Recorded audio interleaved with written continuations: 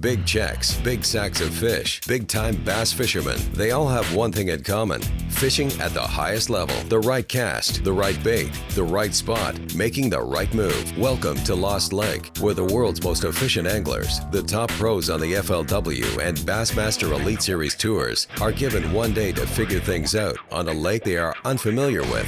It's no-holds-barred dissection, and unless they want to come up empty, all of their tricks and secrets will be on display. When the average fan thinks of professional bass anglers, it's the dominant personalities that come to mind first. Sure, guys like Iaconelli, Reese, and Van Dam are always near the top of the standing sheet, but another less flamboyant angler is every bit as steady. Oklahoma pro Edwin Evers may not be loud, he may not dance, and his hairstyle may be pretty conventional, but in, year out, he's just about always in the running for Angler of the Year, and that's what really counts. Easy E is one more major win away from earning superstar status. This week on Lost Lake, we'll see how the workmanlike pro gets the job done. We got a Lost Lake right here, and this is a lake that I've always wanted to fish. It's one that I've never been able to, and just a great excuse today to come out here and try to figure it out. It's situated right between two other major lakes. I think it's got a lot of current that goes through it. I've always heard a lot about this lake, a lot of good things about it. And this is how I'm gonna approach it right here. You know, we're right off the bat. It's early morning. I'm gonna try to get a few bites on the top water this morning. I'm gonna look for some chunk rock, pea gravel banks. Water temperature's 81 degrees. The water is pretty high right now. We've had a lot of rain this fall. If that doesn't work right off the top of my brain, I'm thinking, well, we'll run to the backs of some pockets, maybe to the backs of some of these major creeks. You know, it's just a great way you can catch them, you know, in the early fall like this. So I'm really excited. This is supposed to be a great lake. I don't know anything about it. I've always wanted to come over here and fish it. And I hope to be able to break it down today and maybe show you guys a little bit how I would attack a lake that I've never been to. Today's Lost Lake is a small impoundment in southern Oklahoma, which serves as a water source for another lake directly below it. As a result, water fluctuations greatly influence how bass react here on any given day. There's plenty of good structure and cover: grass, rock, laydowns, creek arms, and various watercolors. So Evers has a lot of options at his disposal. I started right here just on a chunk rock bank, basically right out from where I took off from. There's not very many boat ramps on this lake, and I know they have a lot of, you know, tournaments and weekly jackpots, so great place to always start on any lake, you know, right there close to where you've had a bunch of tournaments. They release a lot of fish. There's just going to be a high concentration of fish right here, I would suspect. I've got just a Zerspook, the rattling version, tied on here. Fall, I believe, is when, you know, bass feed on shad year-round. Don't get me wrong, spring, summer, and fall, and winter. But I think in the fall is when they really focus on shad more than anything. And it may not have started quite yet. Water may not have cooled off just enough yet for this topwater bite to be on, but it's happening. It's going to happen any day, any week, and there's just no other fun, you know, no other better way to catch one than on a spook on top. It's just a favorite bait of mine to fish. Got a lot of confidence in it. One sticking out off the bank. This little piece of brush right here is going to tell us a lot. It's one out off the bank. I mean, it's just one that should have a fish on it. Basically 300 days a year.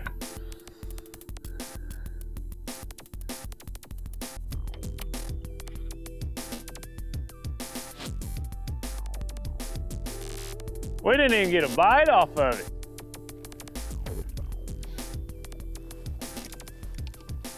Man.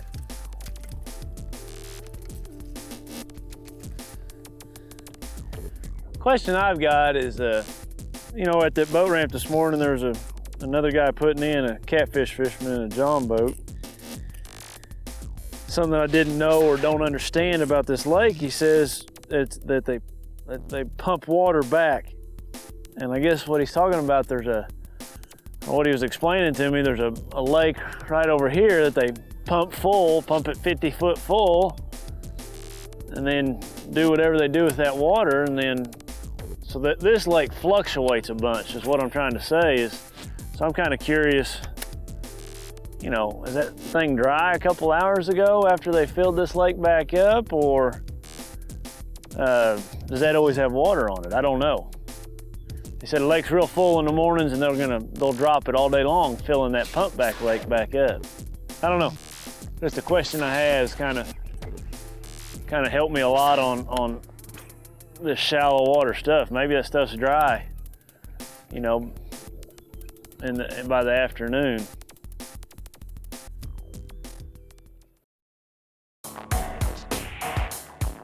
When in doubt, it pays to start close and keep your bait wet. Edwin started the morning fishing a topwater bait near the boat ramp, but that didn't pay off. He's quickly switched gears using his side-scanning sonar and some aerial photos to try to decipher this lost lake's deep structure. The days of simple sonar are in the distant past for top-flight pros like Edwin Evers. With the introduction of not only two-dimensional graphs, but also scanning technology, in order to be competitive, you have to not only have the equipment on board, but also know how to use it. Edwin is a master with the high-tech instruments. This enables him to break down a lake or section of lake in hours instead of days. I noticed here on my GPS there's a road bed right out here. Studying the map last night and an aerial last night, I noticed there was a road along the whole one side of this lake, and I'm gonna idle out here and to see how deep it is on top of it. Can't be very deep because heck, in the aerial it was sticking out of the water, a bunch of it. And that's one thing I can pass on to you guys, that, you know, I can study an aerial photograph on my computer at the house, and a lot of times, you know, those photographs will be taken when the lake's low. I mean, you just don't ever know, but you can learn so much. Just see a lot of underwater points. You can see grass, you know, whether it's got boat docks. You can see all the different types of cover. And that's one thing I'd pass on to you if you're a die-hard tournament fisherman or going to a lake you've never been to. Familiarize yourself with that body of water by studying aerial photographs on your computer. It'll really help you a lot when you get out there. Right there is something. Look at that.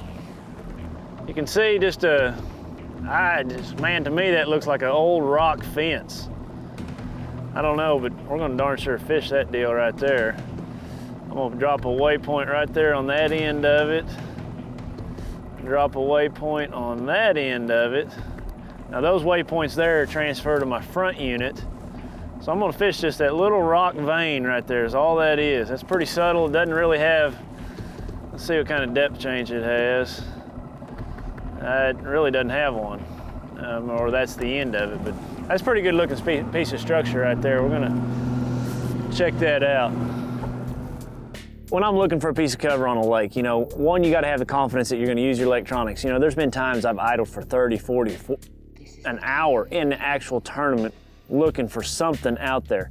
What I try to do is, you know, I'll see maybe a foundation or a road, and I want to zigzag. I want to actually make a grid out there, and I want to, you know, I try to move my boat over each time the distance that I'm looking to the side so I don't miss anything.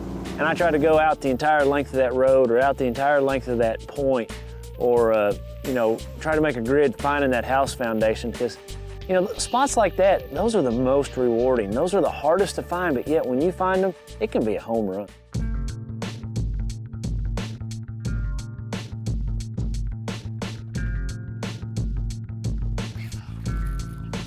Man, that fish hit me right at the boat. Not very deep, but that gun right there, that's a pretty chunky fish.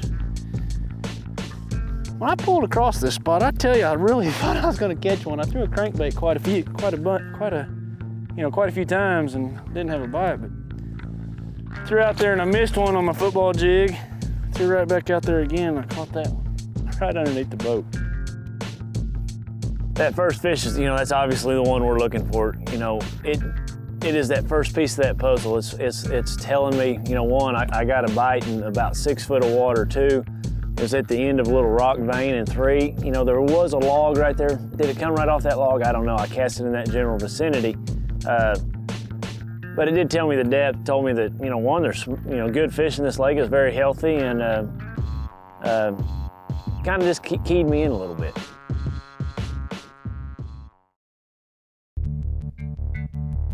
So far, the day has been slow for Evers. He had some limited success in the middle of the lake on deep structure, specifically on some deep rock that he pinpointed with his electronics. He'll keep at it. Based on his extensive experience, he knows that the right piece of structure can pay off big time. Now right now, I'm just trying to drag that thing 2, 3, 4 foot, stop it, pick up my slack, bump those rocks. It's feeling really good right there, like I should get a bite. But it's pretty conventional.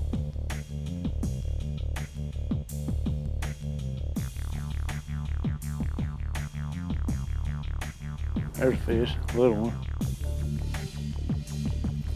Oh, it might not be too little. Golly, that feels like a good one.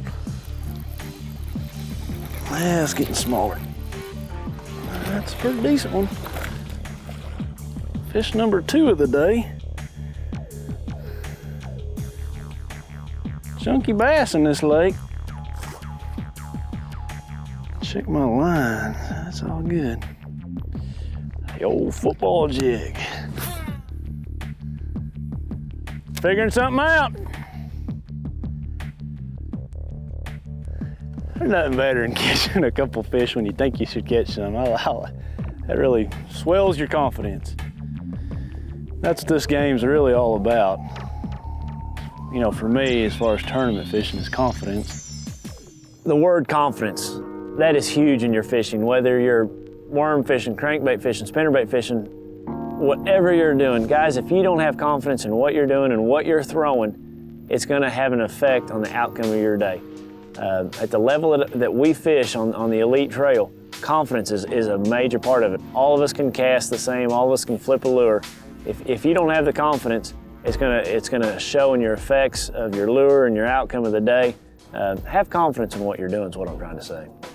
Edwin's confidence in the offshore bite hasn't waned, but maybe it's time for a lure change. He'd been dragging a jig around, but now he's switched to a deep-diving crankbait, which allows him to cover the water more thoroughly and hopefully coax a reaction bite or two. There's one.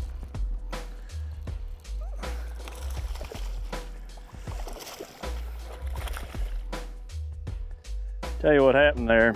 I've been throwing that football jig and we caught those first 2. I fished all the way down that rock. I'm calling it a rock fence. And I seen a fish just come up and boil. Never even broke the surface of the water. But he just boiled right there like, you know, something's happening. I tossed that crankbait out there and caught him.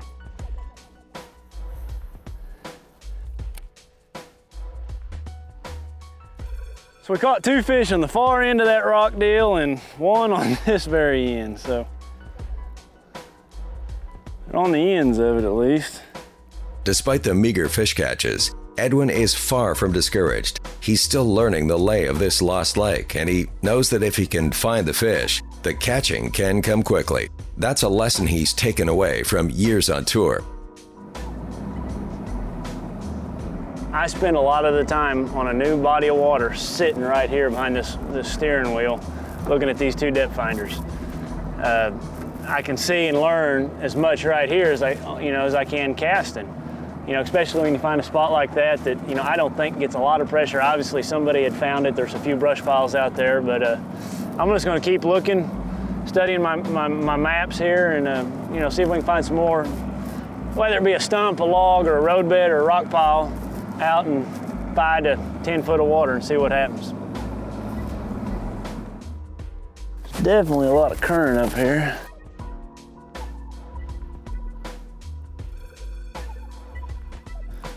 Look at all the fish, would you? There's one.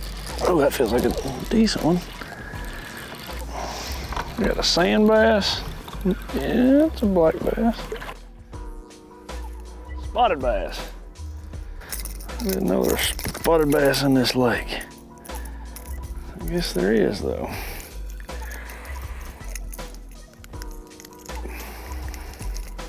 Chunky little spotted bass.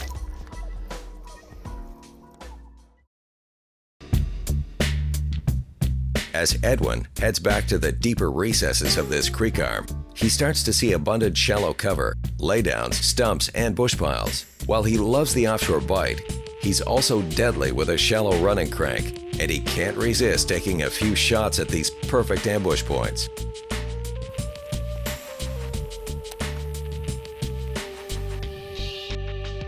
Oh, that's a big one. That is a monster. That's a 5-pounder. She's still on there. Oh, golly. You know, one surefire pattern a lot of times in the fall, you know, is creek fishing. What I mean by that is, you know, on a lot of these lakes, you can go way back up in a big arm and then it actually turns into a creek where, you know, it's twice the width of your boat. You can cast from shore to shore in the actual old creek banks. And it's that time of year that those fish get there. I mean, it's just something that you learn over years or you've read. The shad really migrate in there. You know, you start getting some fall rain, start flushing those creeks a little bit, and they can be really productive. I've had some phenomenal days in the fall running way back up in those creek banks. Got him.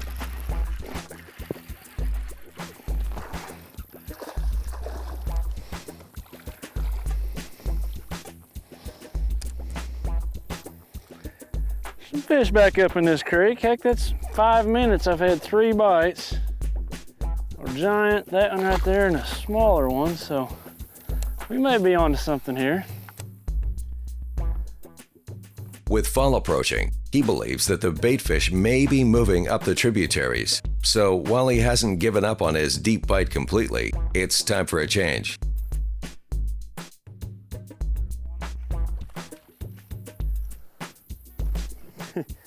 I'll tell you, when you're fishing creeks, you know, especially here in Oklahoma or really anywhere, a lot of times there's not rock, you know, and anytime you got rock like you got right there, you know, you've got to be able to catch a fish off of it. It's really shallow right here. I'm only sitting in a couple foot, but it makes a little point and current's got to come around it, kind of a pinch point there.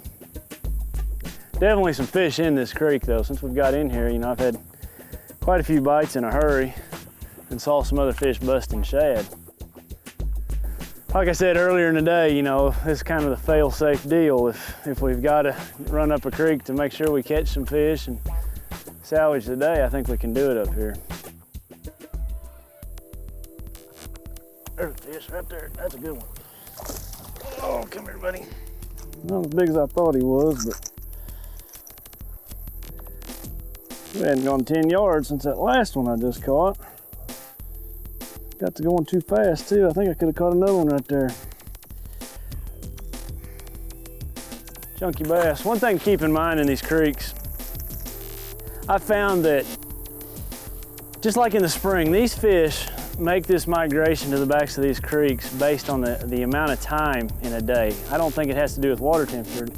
You know, my water temperature in here is 87 and it was 81 out on the main lake, so it hasn't cooled off yet back here. But my days are getting shorter. Heck, it didn't get daylight today till 7 and it'll get dark tonight by 7:30.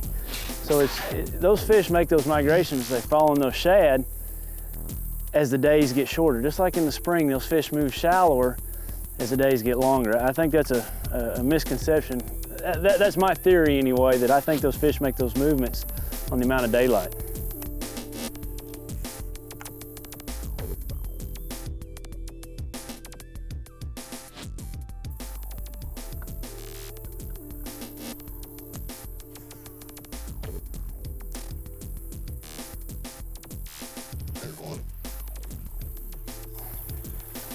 Very big.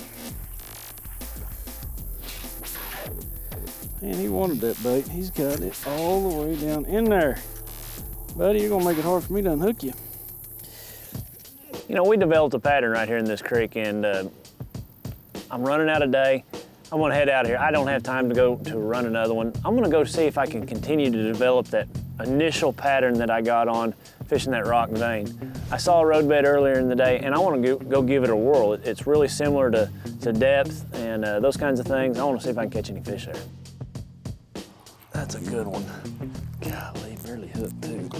Dog, stay on there, fish. Stay on there. Stay on there. That is the first cast on that spot right there.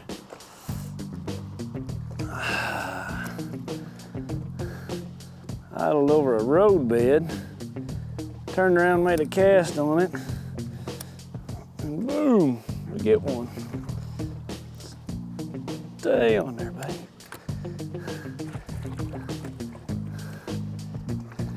I just got one hook in that fish. I'd like to swing him in, but it ain't gonna happen. Oh. Come here, buddy. Come here, buddy. You know, in the tournament, they wouldn't have stayed on that long. Got him though. It's a good one. I bet you I can catch another one if I throw out there. And they're chunky, definitely chunky. To give you the recap of the day, you know, I'm not overly pleased with it. I didn't catch, you know, any 4 or 5 pounders, but I had a fun day fishing. I was getting to do something I love to do. I like that rock vein. I really like that spot. I know I didn't catch any big ones on it, but I liked it. And at the end of the day, I found that road bed that I caught one on. I'd like to go do some more of that if I was gonna get to come back. The creek fishing, there's obviously a ton of fish in there. I'm a little worried about size in there. Tons of bait fish. I'm just disappointed in my size. You know, I'd like to have another day. I'd like to figure out how to catch some better fish because I know there's some in here. I hope some of these tips, I hope some of this stuff that I did today, some good and bad, I hope it'll be able to help you on your next lost lake. Spotted bass.